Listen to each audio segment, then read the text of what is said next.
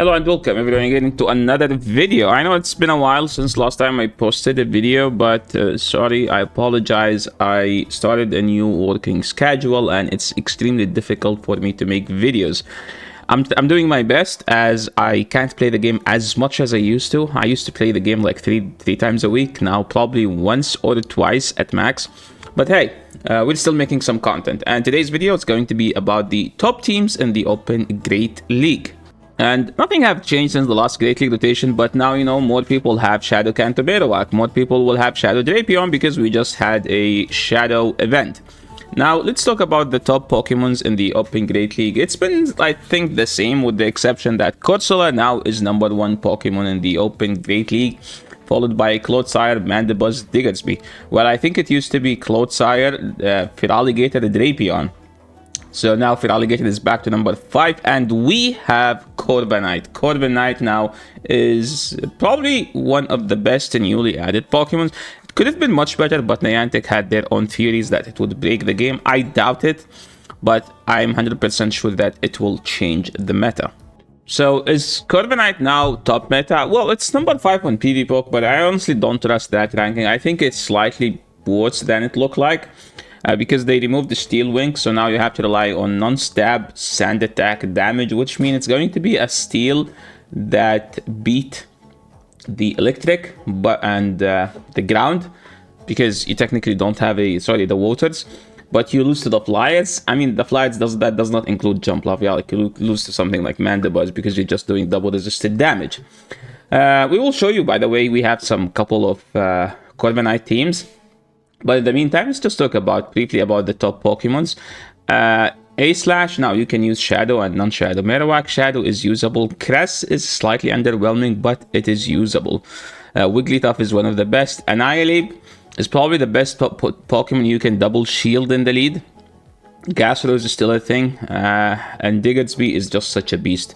By the way, if you have Shadow Diggersby battles, feel free to send them. DM me on Discord. You can leave a comment here and I will read it, and if you don't know how, I will tell you. So I'm interested to feature Diggersby, by the way. Malamar is still a beast.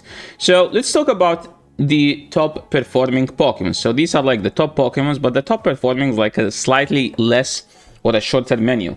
And the best Pokemon currently, the best performing Pokemon is actually Diggersby. That's because Diggersby got like a buff, and it is a Shadow variant now, so you can go for like a more fast move pressure if you want to have a better Feraligatr matchup. And remember that Fire Punch got a buff this season, so Fire Punch, Diggersby into Grass shouldn't be a bad matchup. It's a close matchup, but you lose, but hey, it used to be a bad matchup. Morpeko is within the best performing Pokemons. If someone is weak to Morpeko and you Q into them with Morpeko, you could literally solo their entire team. Annihilate, as I said, Annihilate is actually the most common Pokemon at high MMR.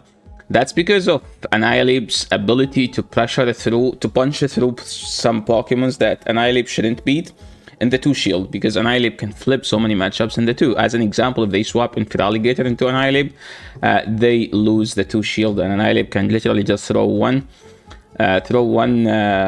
Rage Fist and then farm all the way down. Talonflame has some usability. It's kind of like an anti-meta Pokemon, but hey, still a top performing one. Toxapex isn't bad. I wouldn't use Toxapex, but most of the teams are ABA weak to Toxapex. And when you find someone that's weak to Toxapex, you're just gonna sweep. But to be honest, the best two Pokemons, we still know that they are Corsola and Clodsire. Those two Pokemons are just beasts, okay? For A/, you can use Shadow or non-Shadow. For Drapion, it's much better to use the Shadow. I have used the non-Shadow. There is a video on this channel, I think Pocket proved me wrong or something like that, because he used the non-Shadow Drape and he was actually killing it with it. So these are like the top performing Pokemons. Now let's move into the top performing teams. These are teams that were very common at high MMR and they should work in the lower MMR, because usually like the high MMR teams don't work at low MMR, but these teams are like ABC teams, because usually like at high MMR it's ABA or ABB, which I don't like.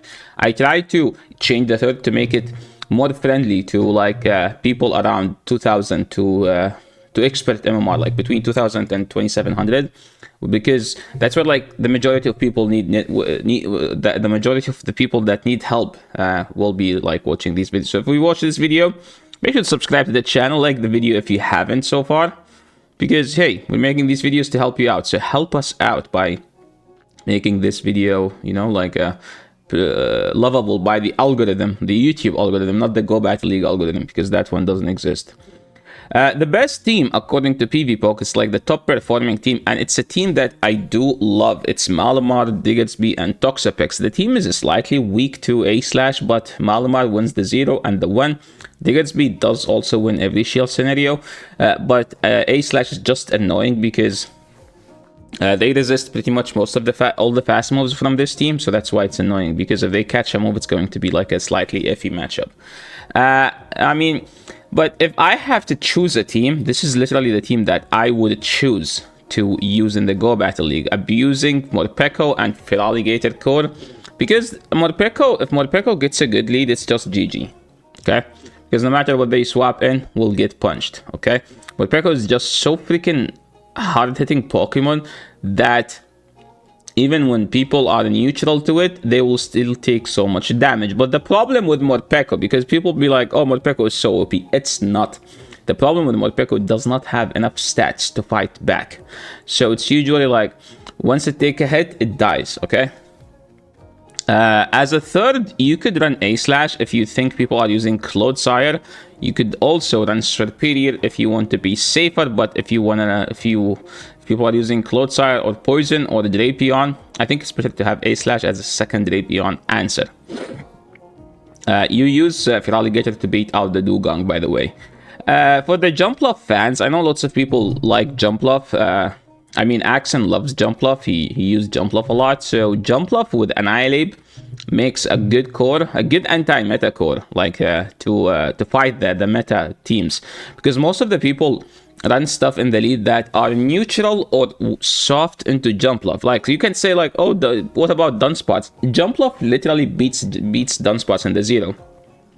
That's because Jumpluff is so tanky and it can survive 2 Rock Slides, while Diggersby does not survive. I think Jumpluff gets 2 Energy Balls and an Aerial Ace. If you live with 1 HP, if you have like top 5 rank IV. So if you have top 5 rank IV, you should be cooking in this matchup.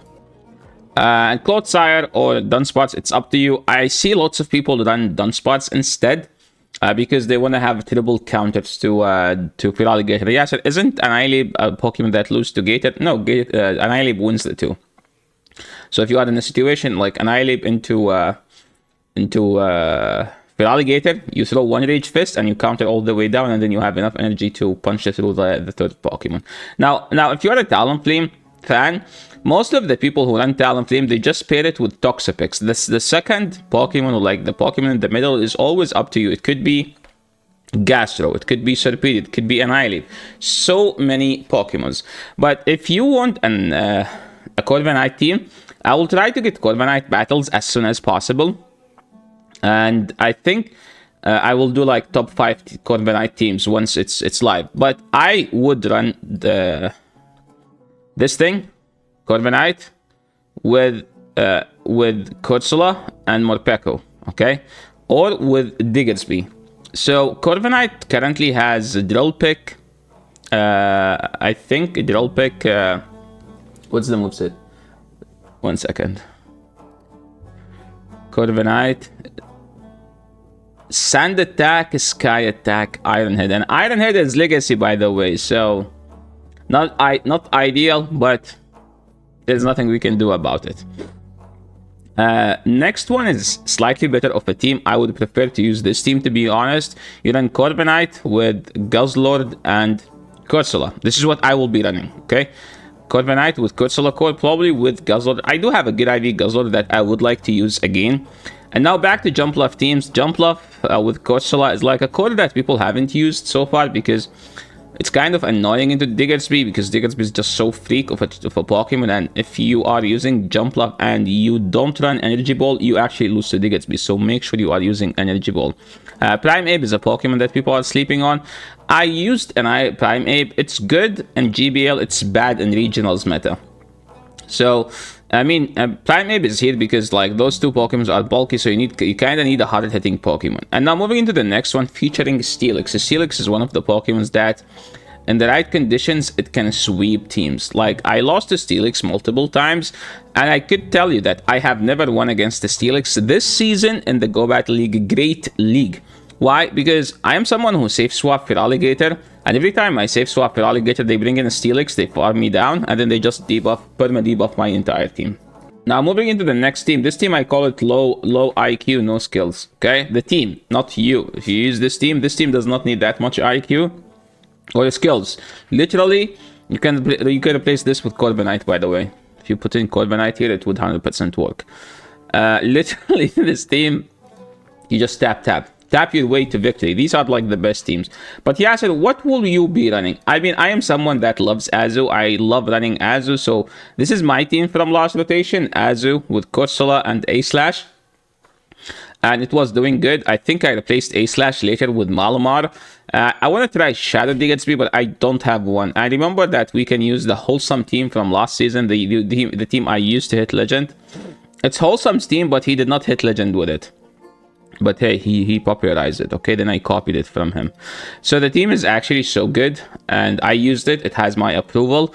But this time, hey, I get a Kanto Marowak, so now I can use my Shadow Kanto Marowak. We just had an event, and I get myself a good Bone Club user.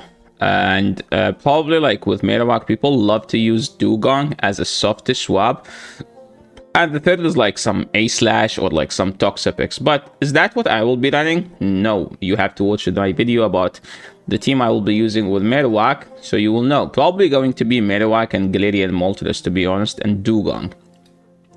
Now, this is like some variant of the Double Ghost, Azu, Feraligatr, Corsola, okay? But there is something about this team that you could actually do Bibarel instead of Feraligatr, so you would have a Feraligatr check. Technically, the team is soft into Drapion. Drapion is so annoying to play against. But if you run this, you kind of beat, I think, a Drapion in the 0 and in the 1. You lose the 2 horribly. But you don't want to play the 2 into Drapion, because that's Drapion's territory, right? You don't want to get into that. Because if the Drapion lock you out in the 2 shield, it's just like going to be a tough situation. So the third could be either of those two, to be honest, but I wouldn't recommend this team. Like, it's kind of a team that gets power crept, you know. Next team is one of the teams that relies on like being ABB weak, good against Feraligatrs. Like Feraligatr in the lead, you have to switch out. Like Corsola, if you have a good IV Corsola, you win the 0 and the 1, but don't play that because you have 2 better checks. So I get this answer. When do I swap? You swap if you have 2 better answers, 2 better checks. Like, this is a neutral matchup. This beats the Feraligatr, this beats the Feraligatr. So you have better stuff that can deal with the lead than your lead. So that's when you switch out. Another no skills team. I use this team actually, and I approve it. You could use Duskspun. The Dog Charmer. You could use the Dog Charmer here, and it should be a great team that I will be abusing the heck out. I love using that. You know what? I'm just actually gonna add it to my roster so I can use it. Okay, where is my phone? 1 second. Okay, yeah, I just added that to the team that I will be using in the Go Battle League. So if you watch this far, you're not one of those people that skipped throughout the video, you know what team I will be running. Now, I'm going to show you like some teams from previous seasons, and I want to talk about this team from Brandoni. I actually love this team, and there is nothing special about this team. It's literally 3 meta Pokemons that are spammy, do fast move pressure, and they cover each other. It's not the greatest cover, but not the greatest coverage, but it's like 3 neutral Pokemon to everything, and you just outplay if you are Brandoni. I mean, he doesn't outplay everyone, but he does outplay sometimes, let's be honest. I know Brandoni, I mean, yeah, he was like top 4 in one of the regionals with, okay. Let's not roast Brandoni. He's a very nice person. Guys, check him on his Twitter. I told him that he is gonna get hundreds of follows if he send me a team. And so far, he only gained 3 followers, and it's not actually confirmed that he got them from my shout out or no. So guys, go give him a follow, okay? A team that Elam used to hit #1 twice, and he kept freaking tweeting, and it became so annoying. It's like, dude, stop tweeting. And look at this. He got #1 on GBL. Then he got #1 in Play Pokemon, which is the Pokemon Go regionals, okay? Then he won the Toronto regional. Then he hit #1 again. This guy has nothing to do except hitting #1 in everything he does. Elam is so freaking good at this game. I mean, he doesn't watch my videos. If he watched my videos, I would never give him a compliment. But yeah, currently Elam is actually the #1 player in the entire world. And this is the team that he used. Dugong, which is soft win or soft lose the lead. And then Charjabus for those Feraligatr and Drapions. If Charjabus up one Volta Switch destroys the Drapion. The problem is if you're not up this Volta Switch. Now back to some Holesome teams. This team has actually been everywhere last season because Holesome played it and had a sick win rate with it. And he was clapping with everyone to the point where like everyone just wanted to try it out until like everyone knew his team. Then the meta became literally to the point where like it's either you run the Holesome team or you run a hard counter with the Holesome team. So that's how good this team was.